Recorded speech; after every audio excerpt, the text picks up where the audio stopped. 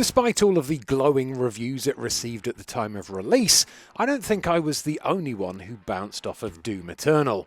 I absolutely loved Doom 2016, it felt to me like a reboot done right. It had the same brutal, monster-smashing vibe as the originals, and the same twisting, turning, secrets stashed everywhere level design, but with a slick visual overhaul and the added excitement of the potential of a brand new glory kill to witness around every blood-soaked corner. It was just awesome.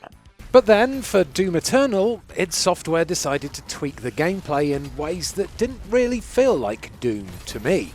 It looked great, sure, and I really wanted to love it as much as Doom 2016, but it no longer felt like a game about bullying monsters with badass shotguns. It was about trying not to fall to my death during the game's many platforming sections.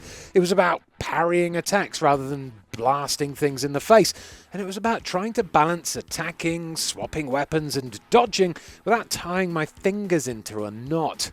To me, it felt like those things got in the way of the game's signature ripping and tearing. It felt more stressful than Doom 2016, and it aggravated me to the point where, well, I just gave up with it. There's that famous quote from Rorschach, which succinctly sums up the gameplay of a perfect Doom game. None of you seem to understand. I'm not locked in here with you. You're locked in here with me! However, in Doom Eternal, I didn't feel like anyone was locked up anywhere because I was too busy thinking about not falling to my death for the 32nd time in another bout of forced platforming. I think this post title from Redditor Fun and Geeky sums up my feelings perfectly. Doom Eternal is the best game I just can't get into. Honestly, that's absolutely spot on. So while I was happy when news of Doom the Dark Ages first broke, yay, more Doom! I wasn't actually that excited about it at all. That was until the recent Xbox Developer Direct and the Doom the Dark Ages gameplay overview, in which game director Hugo Martin said this. In Doom Eternal, you felt like a fighter jet. In Doom the Dark Ages, you'll be an iron tank. Heavy, strong, but still fast. A grounded combat system with an emphasis on power over the acrobatics of Doom Eternal. And a balance between enemy projectiles and player movement speed that makes strafing to aim viable again. Just like in the classic Doom games. Oh, yeah, that's the good stuff, Hugo. Give me that circle strafing. Doom is back, baby! Or at least the Doom I like is back, which is all that matters really, isn't it? But what is Doom the Dark Ages? Well, for those of you like me who were burnt out by Eternal and may not have been paying too much attention to the Dark Ages, this is a prequel to Doom 2016, and it's set in a sci-fi fantasy medieval war against the demons of hell. While the previous quote from Hugo mentioned that the Dark Ages feels more like classic Doom with the strafing to aim, don't think that this will be a simple rehash, however. There are still a fair few new gameplay elements, like riding a 30-foot mech or flying on the top of a dragon, and there are also a bunch of weapons to get to grips with, including the Slayer's hefty shield saw. The shield saw will probably bring the biggest change to how Doom the Dark Ages feels to play compared to other games in the series, as it will dramatically affect the game's overall combat flow. It helps to think of the shield as a multi-tool or a Swiss Army knife, as Hugo Martin told Eurogamer's managing editor Kat Castle in a Q&A session. You see, in addition to strafing, the shield also has a lock-on mechanic, so it will let you rocket across the arena to shield bash enemies or even traverse large chasms, which is an idea I'm kind of wincing at in the wake of Eternal, but if it's used sparingly and we don't get road-blocking platforming sections between combat areas, then I'll live. The idea, Martin told Kat, is to make the player feel like a pinball, like they're this wrecking machine, and at one point even likened it to web-slinging from Spider-Man, which honestly sounds pretty awesome to me, as we all know how cool it felt to web-swing around all those Sony Spider-Man games. So think of that, just with way more viscera on the screen, I guess. That's not all the shield can do though. With just a single contextual button press, it can also block and deflect incoming fire, be thrown like Kratos' axe, and even be used to, wait, parry demon melee attacks. That is some of the stuff that really turned me off of Eternal. As a way to soften that blow, the gameplay showcase revealed that there will be extensive difficulty modifiers that players can adjust on the fly to tweak settings such as parry windows, game speed, day's duration, and more. While this may seem like an awesome addition to a lot of players, honestly, and this is personal preference, I don't really want to have to tinker with the game's difficulty in order to enjoy its combat. I'd rather play a game as it was intended to be played, just with all the parrying nonsense removed altogether, so I could just concentrate on making things, explode into giblets. I shouldn't fret too much though. Sure, there's still parrying, but there's also a bunch of new melee options which we'll be able to use against our enemies, including an iron flail, an electrified gauntlet, and a spiked mace.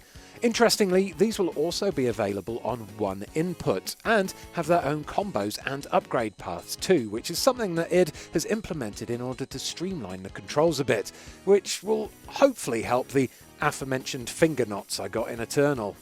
You shouldn't be fighting the controls, you should be fighting the bad guys instead, and that is a great philosophy to have, and it's why the original Dooms and Doom 2016 got their teeth into me so quickly. Pull a trigger, kill a monster. That's the Doom I like. There's another reason why the controls have been simplified though. According to Hugo, if players are able to master the control scheme faster, then the game can ask more of you sooner too. Gulp. Now, while the Dark Ages hellish medieval world concept would fit perfectly with a reboot of, say, Quake 1 instead of being a prequel to Doom, this shotgun blast from locations past does bring a change to a lot of the weapon design, which fits Doom's style pretty well. In this case, id are leaning onto the brutalistic vibe of medieval warfare, so think of the weapons here as torture devices rather than mere guns or spiky things. So basically, top tier ripping and tearing tools then. Engines online.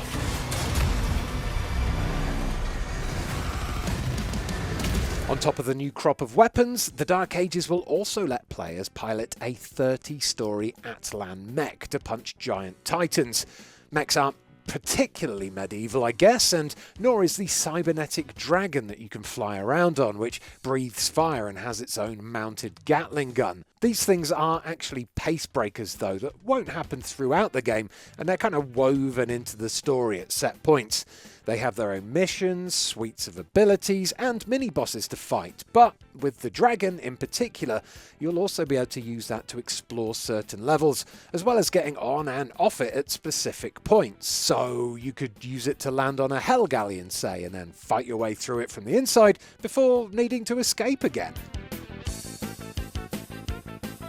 One of the things that really excited me during the gameplay overview was this quote here. To engage with as you see fit, with any gun you choose.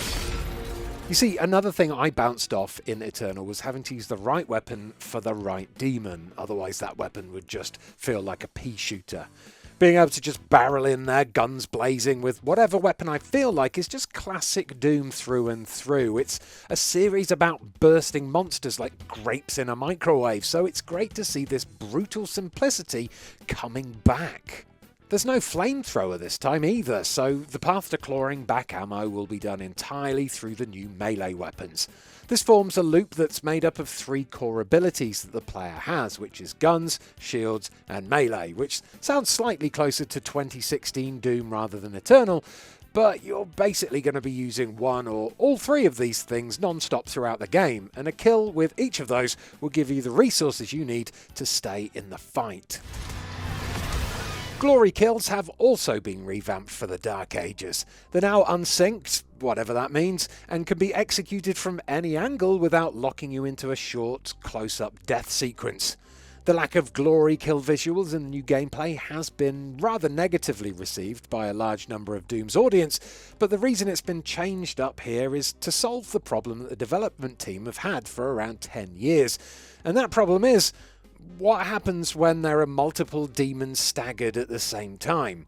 According to Hugo, by the time you've played one synced glory kill, you can turn to the other staggered monster and it would already be out of its staggered state, and it would never have worked to just leave all the monsters in staggered states longer, as that would have just felt weird. Movement between multiple staggered enemies felt jarring to Hugo too, which he said didn't gel with the idea of the Dark Ages' fluid feeling. As a result, the studio lent more on the physics part of the engine, so that players could move through enemies like Leonidas in the Hot Gates in that scene in 300, which Hugo says was a big source of inspiration for the new Glory Kill system. Making them unsynced also solved the problem of repetition and recycled animation sequences, which players encountered a lot in both Doom 2016 and Eternal. Now, instead of traditional glory kills, you basically perform combos, which allegedly makes you feel like you're in total control. Now, one of the things I loved about Doom 2016 was the level exploration and finding secrets, and while that was there in Eternal as well, it felt like this took a back seat to a bunch of sections where I just had to bounce around platforms like Mario. The Dark Ages, however, has a level design philosophy that might be more representative of a more general open-world style approach. In the Q&A session, Hugo likens one mission to a Doom sandbox, calling it the largest play space ever in a Doom game, as you bomb around a medieval battlefield pursuing objectives at your own pace. However, while exploration is a huge part of this game, I think it's pretty safe to say that it'll be more of an expanded linear experience rather than a true open world. There's a lot of blood and guts in the recently released gameplay overview, but there also might be a few blink and you'll miss it things in there that you might have missed. First up, at the bottom of the screen between the health and shield numbers, you can see the Doomslayer's face looking around and getting all angry when he's doing a special attack. This is a nice little nod to the classic Doom guy face that did similar things in the old school original HUD, like showing how much damage he's taken, things like that. I've already referenced how fitting this setting would be to a Quake reboot too, so I wouldn't be surprised if we see some Quakey Easter eggs or references in this game once it releases. However, in the gameplay clips, the design of this new plasma rifle looks to have been inspired by Quake's classic nail gun.